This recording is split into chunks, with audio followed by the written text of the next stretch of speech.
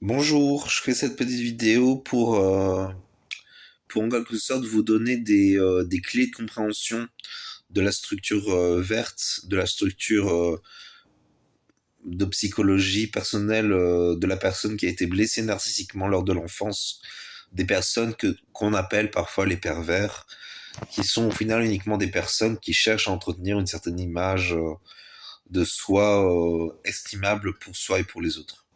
Au final, c'est tout l'enjeu de la personne. Euh, je vais, je vais pour des raisons, on va dire d'éthique, appeler ces personnes-là, des personnes comme moi, des personnes vertes. D'ailleurs, ça me plaît beaucoup parce que le vert est l'une de mes couleurs les plus favorites. Donc quelque part, je m'y retrouve. Pourquoi le vert? Parce que le vert, c'est la couleur utilisée par Virginie Kiburtz dans son livre Puzzle pour désigner la structure de psychologie de ces personnes-là. Et c'est vraiment la structure, c'est une couleur qui correspond bien. Je vais pas forcément rentrer dans ça, peut-être dans un prochain jour, mais le vert c'est vraiment lié, c'est très connecté aux enjeux des personnes vertes. Donc comprendre, le but c'est de comprendre ce qui se passe dans la tête d'une personne concernée par la structure verte. Donc autrement dit, quelqu'un qui ne se situe pas dans les lois édipiennes normales, quelqu'un qui ne reconnaît pas forcément leurs fondements logiques, quelqu'un qui peut avoir une propension à transgresser, ou qui en tout cas cherche à nourrir, quitte à un peu mentir, envers soi ou envers les autres, pour nourrir une certaine image de soi, parce qu'il y a un besoin de nourrir une image de soi parfaite. Parce que quelque part, pendant l'enfance, il y a eu ce trauma, cette vision des choses qui dit je dois être parfait, sinon je n'aurai pas droit au plaisir de la part du parent. Je n'aurai pas droit à l'amour, à l'affection de la part du parent. Il peut y avoir... je digresse. Donc comprendre le fétiche, comprendre la structure verte. Ben vraiment, ce qui fonde la structure verte, c'est le trauma fondamental lors de l'enfance qui s'est passé à un moment entre 0 et 14-16 ans, qui a fait que la personne a intégré et s'est solidifiée autour de l'idée que mes qualités intrinsèques n'existent pas. Ça, c'est quelque chose qui est fondamental dans toutes les structures vertes. Il y a toujours quelque part, au fond de la structure verte, cette certitude qui provient de l'enfance que, au fond, je n'ai pas de valeur. Il y a toujours cette certitude qui parfois est prouvable comme fausse, mais qui pendant l'enfance, le mental n'est pas suffisamment développé pour que l'enfant puisse quelque part se rassurer. Il peut y avoir, il peut y avoir des enfants suffisamment doués dans le mental pour qu'ils puissent se rassurer, mais il y aura quand même un trauma parce que quelque part, il y aura toujours la conscience que le rapport aux parents reste lacunaire et qu'il y a toujours cette idée que ça vient de l'enfant. L'enfant étant plutôt égocentrique comme être humain, à ce stade en tout cas de l'évolution en tant qu'être humain, eh ben, il croit que c'est parce qu'il a des qualités magnifiques qu'il reçoit un certain traitement de la part des parents. Alors qu'en fait, les traitements qui font qu'on agit de telle façon ou autre les uns avec les autres, c'est nos désirs personnels, nos besoins personnels, la loi aussi. C'est tout ça qui régit ça, en fait. La loi au sens symbolique et aussi au sens concret. La loi avec un petit L en quelque sorte. La loi symbolique, encore une fois, c'est des accords, quelque part des alliances conclues entre les gens qui vont garantir en quelque sorte dans la relation le respect des besoins de chacun et qui se fait dans un cadre de permission au plaisir, dans un cadre de liberté, de sécurité. Vous voyez, tous les besoins et tous les désirs des individus. Enfin bon, j'étais pour la structure verte.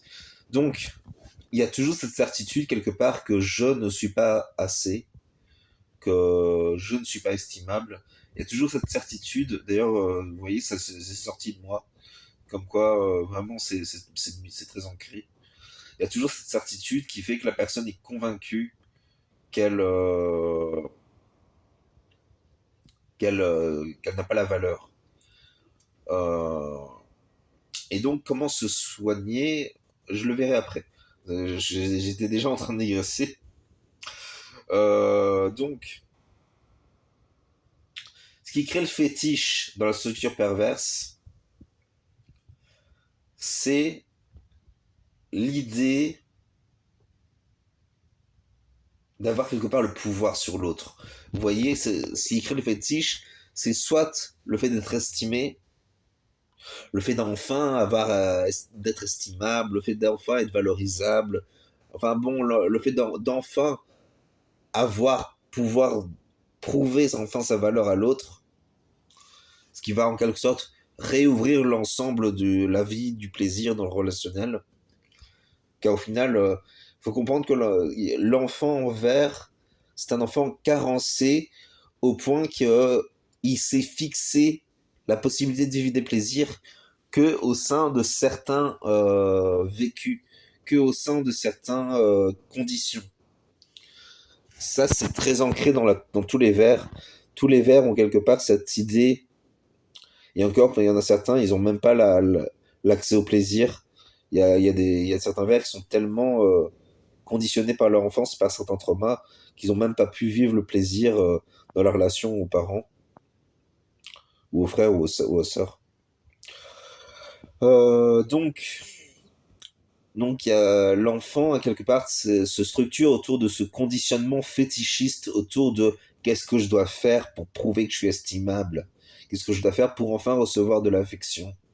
Vous voyez, il y a toujours ça en quelque sorte qui est en jeu. Euh, et quelque part, et dans la tête d'un ver, il y a un moment dans la tête d'un ver, le respect de l'autre, ça n'existe plus. Parce que, parce que quelque part, dans le rapport à l'autre, chez beaucoup de vers, il y a la croyance que le parent qui a posé la lacune était en quelque sorte maltraitant. Parfois, c'est le cas. Il y a certains parents qui sont maltraitants. Mais il faut bien comprendre que la vraie maltraitance, c'est quand la personne est consciente qu'elle maltraite, parce qu'elle le veut, parce que ça l'arrange. Ça, c'est souvent des pervers, vraiment des vers qui sont plutôt polarisés vers la perversion. Il y a des vers qui ne sont pas polarisés vers la perversion.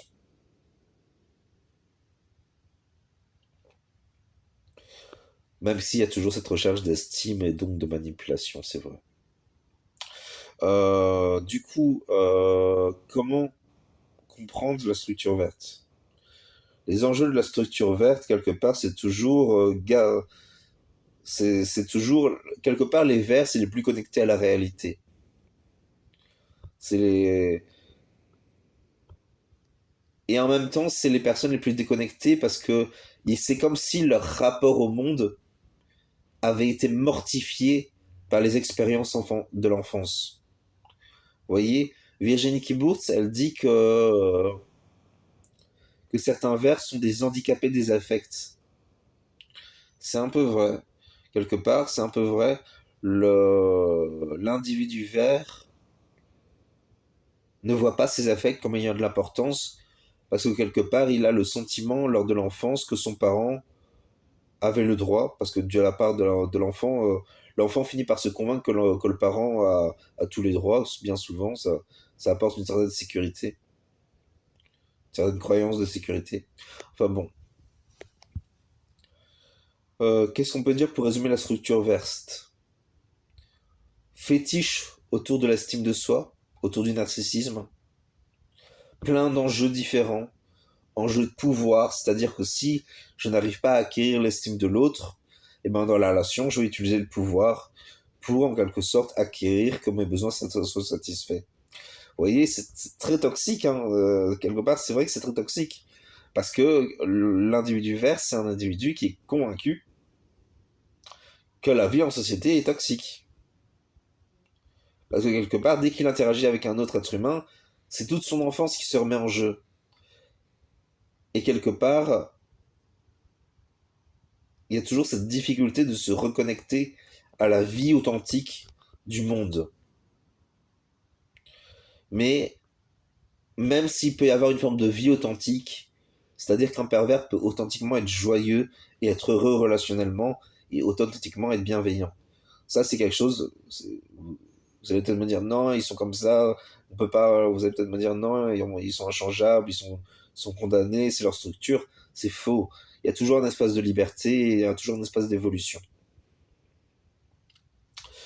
Bon, il y a peut-être certaines personnes qui sont tellement enfoncées dans la perversion, dans le sens toxique du terme, que ils sont difficilement rattrapables et que quelque part, si la personne ne veut pas évoluer, ne veut pas changer, on peut pas l'aider. C'est vrai. Heureusement, il y a beaucoup de pervers qui développent la conscience qu'il y a des besoins de changer. Euh, et en fait, il faut déjà 11 minutes. Qu'est-ce qu'on peut dire d'autre d'intéressant? Donc, il y a le fétiche autour de l'estime de soi dans le narcissisme. C'est-à-dire que la personne va rechercher à nourrir une image d'elle-même dans le regard de l'autre. Le regard de l'autre est très important pour le pervers. Quelque part, il y a presque un jeu d'hypnose de la part du pervers qui va chercher à convaincre l'autre qu'il est parfait, en fait. Il va chercher à convaincre l'autre qu'il est parfait. Et quelque part, c'est toujours le but, c'est toujours de garantir le fétiche, en quelque sorte, et la voie vers le fait de garantir le plaisir, la joie, sans quelque part, dans l'inconscient de beaucoup de vers, il y a cette croyance que seul le fétiche m'apporte de la jouissance, ou de la joie, ou du plaisir. D'ailleurs, c'est vrai que quelque part, c'est très difficile pour les vers d'intégrer la notion de plaisir. Parce que le plaisir, c'est quelque